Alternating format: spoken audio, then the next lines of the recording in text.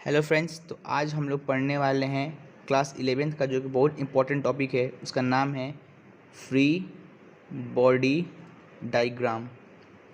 Free body diagram short में हम लोग इसको FBD भी बोलते हैं। फ्री बॉडी डायग्राम यानी कि FBD। FBD क्या है पहले हम लोग को ये समझना होगा। FBD एक बहुत ही इम्पॉर्टेंट सेगमेंट है क्लास 11th की मैकेनिक्स यानी फिजिक्स का, जो कि हम लोग मैकेनिक्स में पढ़ने वाले हैं। इसमें हम लोग करते क्या है कि जो हम लोग शुरुआत करते हैं आज से 11th में, जो भी कोई भी फिजिक्स का प्रॉब्लम करेंगे, कोई भी बॉडी बनाएंगे, तो हम लोग उस पर ये देखते हैं उस बॉडी पे कौन कौन सा फोर्स एक्ट हो रहा है। जैसे हम लोग को पता है कि फोर्स बहुत तरह के होते हैं, external, internal, contact force, non contact force, electromagnetic, बहुत सारे फोर्स होते हैं। तो फ्री बॉडी डायग्राम वो टॉपिक है जिसके अंदर हम लोग किसी भी बॉडी पे लगने वाले सारे फोर्सेस को एनालाइज करते हैं कि इस बॉडी पे कौन सा फोर्स लग रहा है, किस डायरेक्शन में लग रहा है। इसको बोलते हैं, इसी को हम लोग बोलते हैं फ्री बॉडी डायग्राम। इसका मतलब होता है कि it is analysis of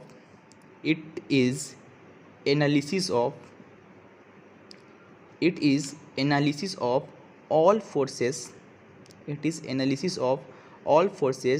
that are acting on a body. किसी भी एक बॉडी पर लगने वाले सारे फोर्सेस को स्टडी को हम लोग बोलते हैं फ्री बॉडी डायग्राम। अब इसका मतलब, फ्री बॉडी डायग्राम का मतलब क्या है हम लोग समझते हैं। 3 वर्ड है, FBD, यानी कि फ्री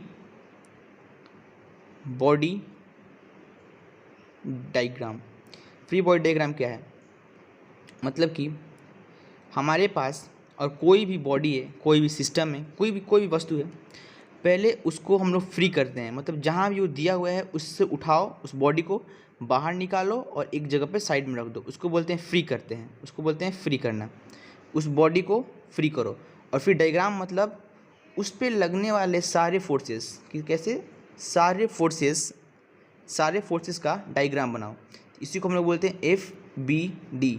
और ये बहुत इंपॉर्टेंट है क्योंकि आज 11th में या 12th में हम लोग कोई भी फिजिक्स का क्वेश्चन या सवाल करने वाले हैं तो उस पर पहले हम लोगों को ना चाहते हुए भी हम लोगों को FBD बनाना पड़ता है। इसलिए FBD बहुत इंपॉर्टेंट है। अब हम लोग को FBD जानना है, समझ गए FBD किसे कहते हैं, इसका क्या इंपॉर्टेंस है, हर क्वेश्चन में अप्लाई होने वाला है। अब हम लोग जानेंगे कुछ फोर्सेस के बारे में, क्योंकि इसमें हम लोग फोर्स एनालाइज करते हैं, तो हम लोग जानेंगे कुछ फोर्सेस के बारे में। जैसे कि हम लोग बहुत सारे फोर्सेस के बारे में जानते हैं, पर कुछ नए नए फोर्सेज है जिसका नाम नया है, जो आप लोगों को नया लगेगा, जिसको जानना बहुत ज़रूरी है। इसमें से पहला फोर्स है उसको हम बोलते हैं नॉर्मल। नॉर्मल क्या होता है? नॉर्मल एक तरह का फोर्स है जो कि कॉन्टैक्ट में लगता है। एक तरह का कॉन्टैक्ट फोर्स है। जैसे कोई भी एक बॉडी है, सपोज कीजिए एक बॉडी है, ऐसे पड़ा है हवा में, किसी चीज़ की कॉन्टैक्ट में नहीं है, इसमें बस क्या लगेगा? बस एक फोर्स लगेगा, ग्रेविटेशनल फोर्स, जो कि नीचे की तरफ लगेगा, ग्रेविटेशनल फोर्स। अगर इसी बॉडी को मैं सपोज कीजिए एक यहाँ पर टेबल है, इसी बॉडी को मैं अगर टेबल पर रख देता हूँ, इस पर अब 2 फोर्सेज लग रहे हैं। एक तो ग्रेविटेशनल फोर्स जो कि mg के बराबर होता है, ग्रेविटेशनल फोर्स का वैल्यू होता है mg के बराबर, एक तो mg हो गया। और चूंकि ये इस टेबल से कांटेक्ट में, जो टेबल भी इस पे फोर्स लगाएगा ऊपर की तरफ। और इम्पोर्टेंट बात कि नॉर्मल फोर्स हमेशा परपेंडिकुलर लगता है। टेबल इस पर एक फोर्स लगाएगा इस बॉडी पे ऊपर की तरफ, इसी को हम लोग बोलते हैं नॉर्मल। और ये फोर्स कैसे लग रहा है? परपेंडिकुलर। सपोज कीजिए सरफेस ऐसा है और यहाँ पे हम लोग बॉडी रख देते ऐसे, तो उससे फोर्स ऐसे नहीं लगेगा, ये गलत हो जाएगा। फोर्स परपेंडिकुलर क्या होता है? इसको बेस मानिए और इस पर एक 90 डिग्री बनाइए, ये तो ये परपेंडिकुलर हुआ, तो ये हम लोगों का नॉर्मल, तो ये हो जाएगा सही और ये हो जाएगा गलत। पहले हम लोग समझ गए नॉर्मल फोर्स के पॉइंट हम लोग नोट करते हैं। नॉर्मल फोर्स क्या है? एक कॉन्टैक्ट फोर्स है। Normal force is a contact force, ये हमेशा कॉन्टैक्ट में लगता है।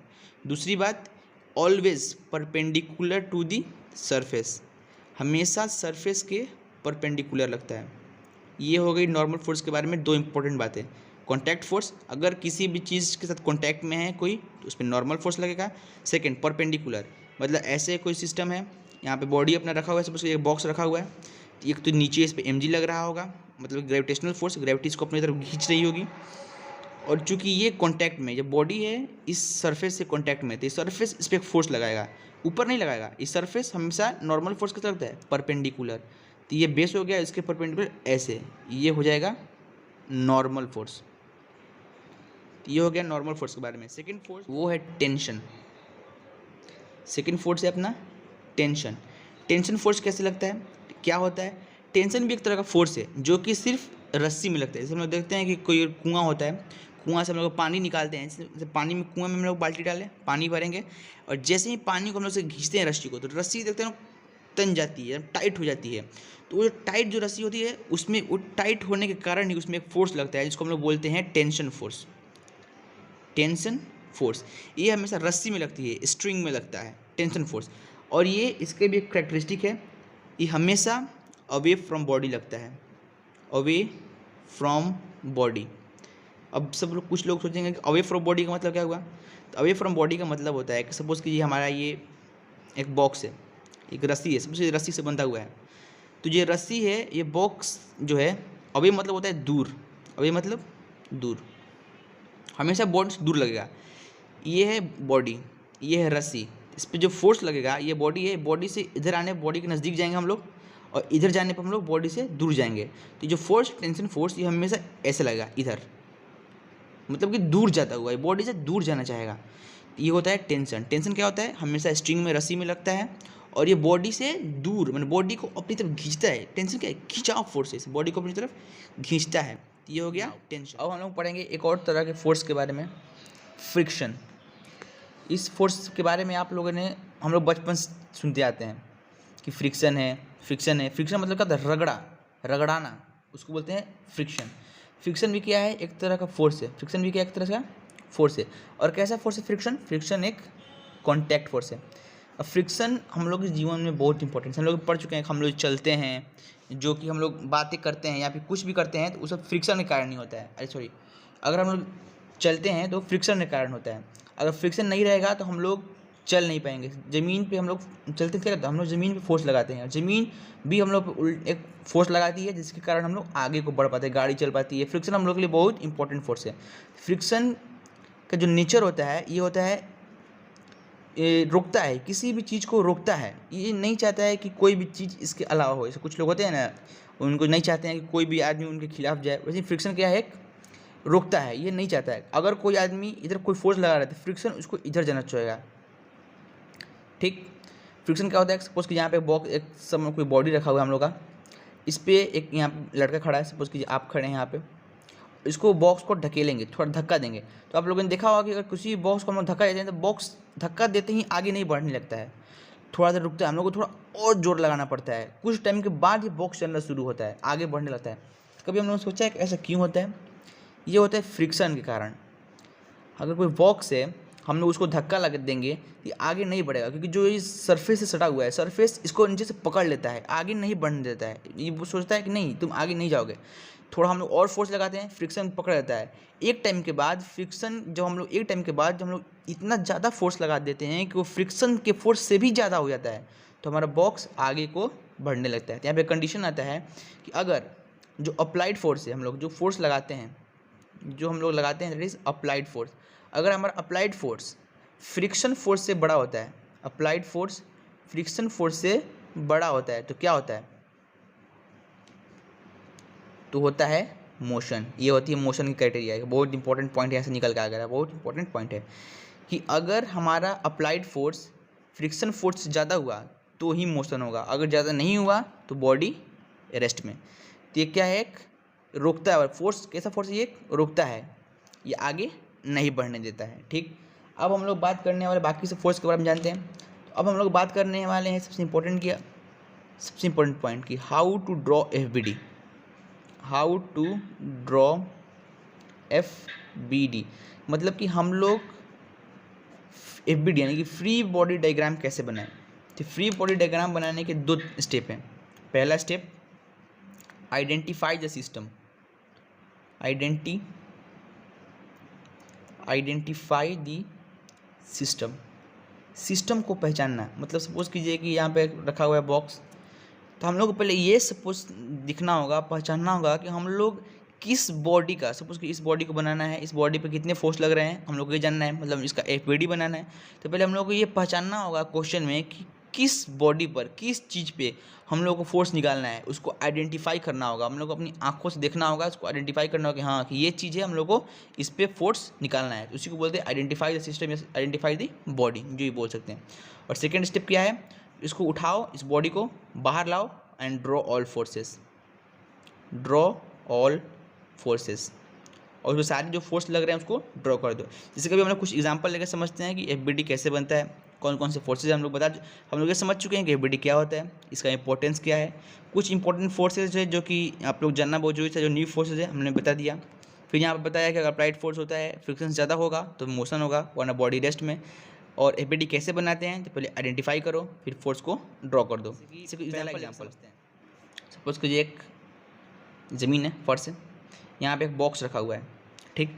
अगर मैं बोलूँ कि इस बॉडी का एफबीडी बनाओ, मतलब कि इस बॉडी पर लगने वाले सारे फोर्सेस कौन कौन से हैं वो हमको बताओ, इसी को बोलते हैं एफबीडी बनाना। तो पहले हम लोग क्या करेंगे, आइडेंटिफाई सिस्टम। सपोज कीजिए बॉक्स है, इस बॉक्स को ऐसे इमेजिनरी मन में से इमेजिन करते हैं, उठाते हैं, इस बॉक्स को बाहर निकालते हैं, उसको आइडेंटिफाई करके बाहर निकालो और बाहर बनाते हैं बॉक्स को। अब इस पर हम कौन कौन सा फोर्स लगता है, पहला फोर्स डाउनग्राउंड, कौन सा फोर्स, ग्रेविटेशनल फोर्स। पृथ्वी अपनी तरफ किसी भी चीज़ को खींचती है, ग्रेविटेशनल फोर्स। और ग्रेविटेशनल फोर्स का वैल्यू कितना है, हम लोग 9th-10th में पढ़े थे कि mg। ग्रेविटेशनल फोर्स कितना लगता है, mg। तो डाउनवर्ड कितना फोर्स लग रहा है, mg।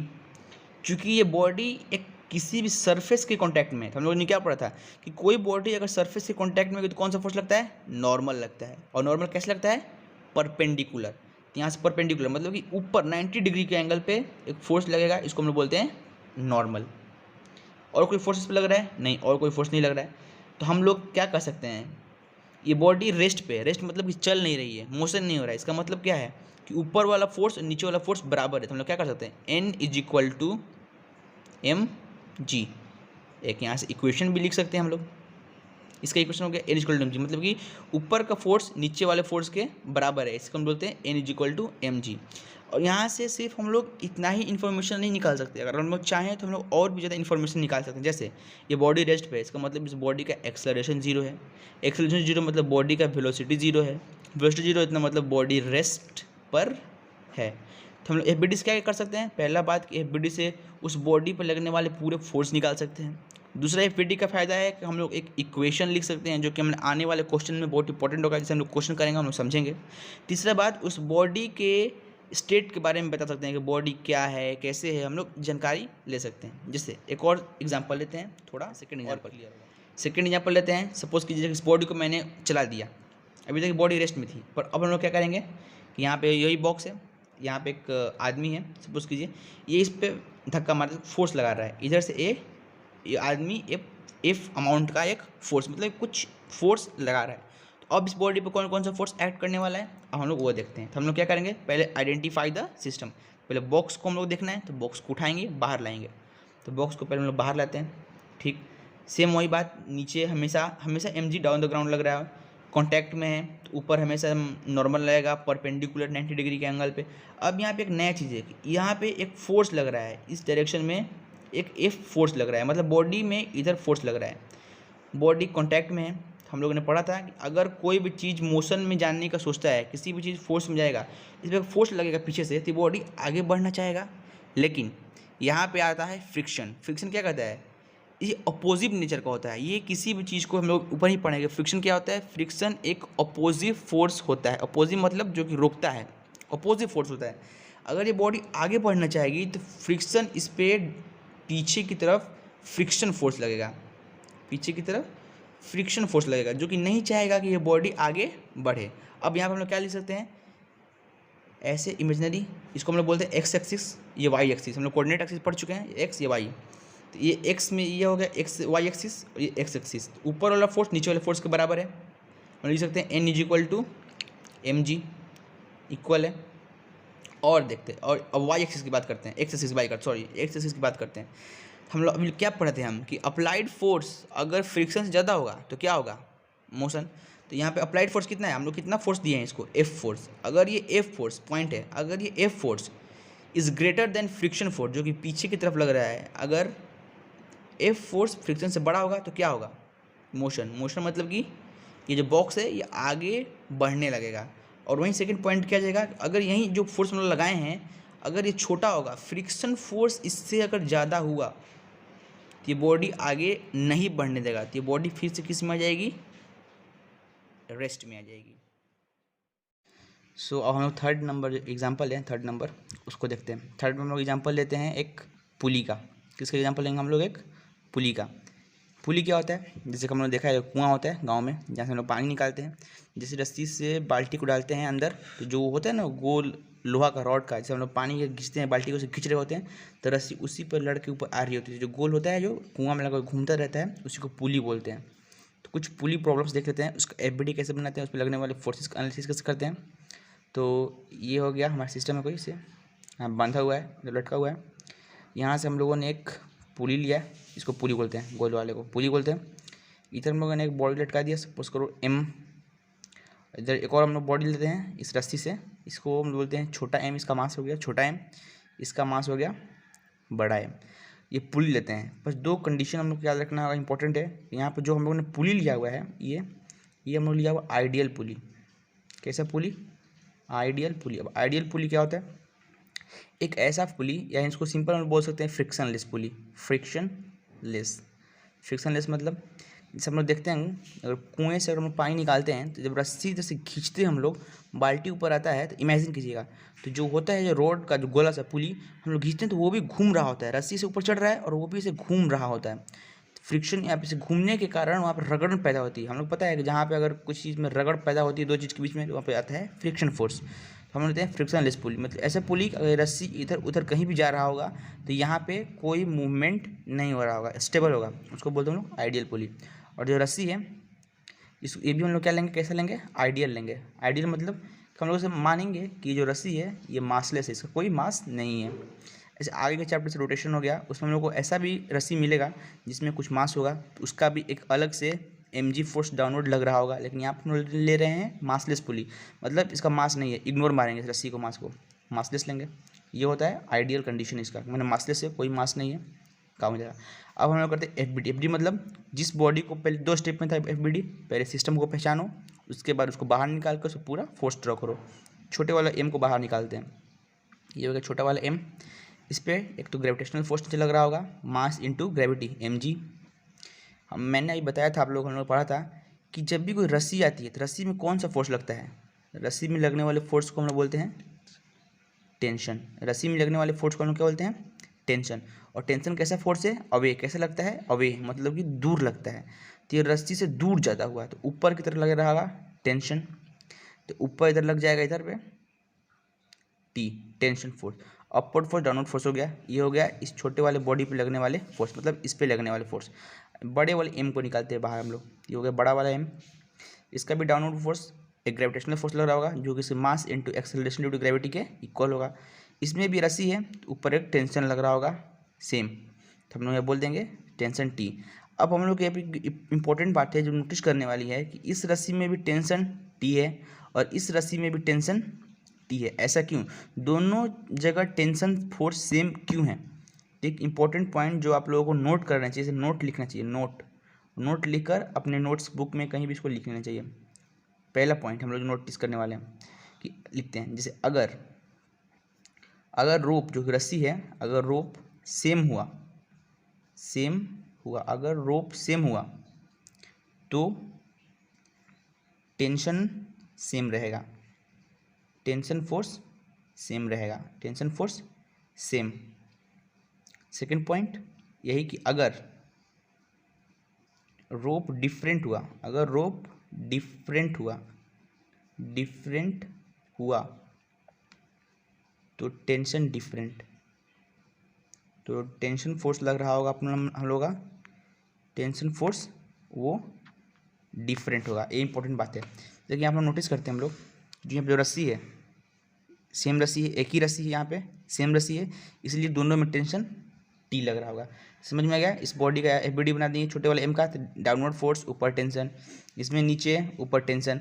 चूँकि अभी ये रेस्ट पोजीशन पे है, अगर इसका मास ज़्यादा हो गया तो ये जो बॉक्स है वो नीचे, इमेजिन कीजिएगा इसका अगर मान लीजिए इसका वेट 10 किलो कर दिए, इसका वेट 5 किलो, 10 किलो हो जाएगा तो ये भारी हो जाएगा, तो ये नीचे गिरने लगेगा। और ये छोटा कम है, हल्का है, तो ये वाला ऊपर जाने लगेगा। तो इस ऐसे करके इस पुली पे रस्सी का दबाव ऐसे इस टाइप में मोशन भी होने लगेगा, इधर से ऊपर जा रहा है, इधर से ये नीचे आ रहा है। अभी तो रेस्ट में है, अगर मोशन में होता है तो उसका भी एफबीडी बनाते हैं, फिर एक्सेलरेशन हम लोग देते हैं, तो फिर उसका इक्वेशन लिखते हैं। अभी हम लोग सिंपल बस एफबीडी समझ रहे हैं। नेक्स्ट एग्जांपल, चौथा नंबर। नेक्स्ट एग्जांपल सपोज कीजिए हम ले लेते हैं। सपोज कि यहाँ पे एक बॉक्स रखा हुआ है ऐसे, यहाँ पे एक पुली लगी हुई है, यहाँ पे पुली है और इसको हम लोग यहाँ पे बांध दिए हैं। और यहाँ से कोई भी हम लोग सिस्टम एम, बड़ा एम ले लेते हैं, इसको छोटा एम ले लेते हैं, ठीक, ऐसे रख दिए हम लोग। अब हम लोग बनाएंगे इसका FBD। देखिएगा, पहले हम लोग इस सिस्टम को उठाते हैं, छोटे वाले एम को बाहर निकालो। इस पे लगने वाले फोर्स डाउनवर्ड क्या लग रहा होगा, ग्रेविटेशनल फोर्स, जो कि mg के बराबर होगा। रस्सी है, रस्सी में कैसा फोर्स होता है, टेंशन, जो कि अवे लगता है, इधर लगेगा, तो रस्सी में फोर्स हो जाएगा टेंशन, सॉरी टेंशन नहीं, इसको हम लिखते हैं टी, टेंशन लग रहा टी लिख देते हैं, टेंशन फुल फॉर्म हो गया सर, छोटा में टी। अब देखिए सबसे इंपॉर्टेंट बात जो आप लोग याद होना चाहिए, ये बॉक्स जो है इस सरफेस के कांटेक्ट में है। अगर कोई बॉडी किसी भी सरफेस के कांटेक्ट में होता है तो कौन सा फोर्स लग रहा होता है, नॉर्मल। और कैसे, परपेंडिकुलर, कैसे लग रहा होता है, परपेंडिकुलर। तो इस बॉडी पे यहाँ फोर्स लग रहा होगा ऊपर की तरफ, एन, परपेंडिकुलर। तो ये हो गया इस बॉडी का FBD बन गया। अब हम लोग बात करते हैं इस वाले बॉडी के FBD पे। ये वाले बॉडी का FBD बनाते हैं, नीचे लाते हैं, इसको हम लिखते हैं एम।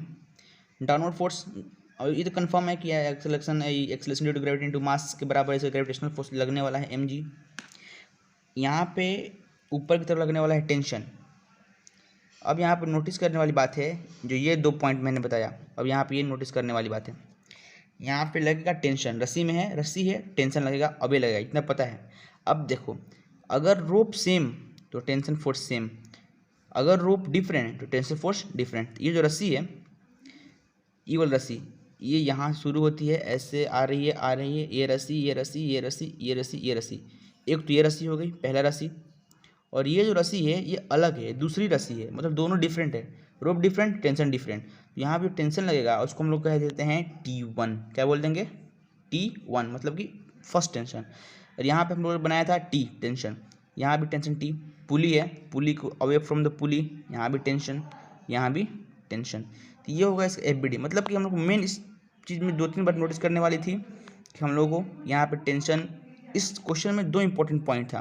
पहला था कि इसमें रोप डिफरेंट था, इसमें रोप कैसा था, डिफरेंट, रोप डिफरेंट था, इसलिए टेंशन भी क्या हो जाएगा हम लोग यहाँ पे डिफरेंट, जो कि हम लोगों ने लिया, टेंशन क्या हो जाएगा, डिफरेंट। इसलिए हम लोगों ने T और T1 2 टेंशन इसमें यूज हुआ, पहला पॉइंट। दूसरा पॉइंट इसमें था कि नॉर्मल फोर्स याद रखना है अपने को, नॉर्मल फोर्स याद रखना है अपने को। तो ऐसे बनता है FBD, कुछ नहीं करना होता है, एक डाउनवर्ड फोर्स हो गया, ऊपर की तरफ नॉर्मल लग रहा है, इधर की तरफ T टेंशन लग रहा है, इस बॉक्स पे डाउनवर्ड mg लग रहा है, ऊपर की तरफ टेंशन लग रहा है, लेकिन चूंकि रस्सी अलग है इसलिए अलग टेंशन लग रहा है, T1 बोल दो, T2, T3, T डैश, कुछ भी बोल दो, अलग कर दो। ये पुली है, पुली की तरफ एक तरफ ये रस्सी है, तो रस्सी में अवे टेंशन लगेगा, इधर भी अवे में टेंशन लगेगा, सिंपल, कुछ नहीं, FBD, इसी को FBD बोलते हैं।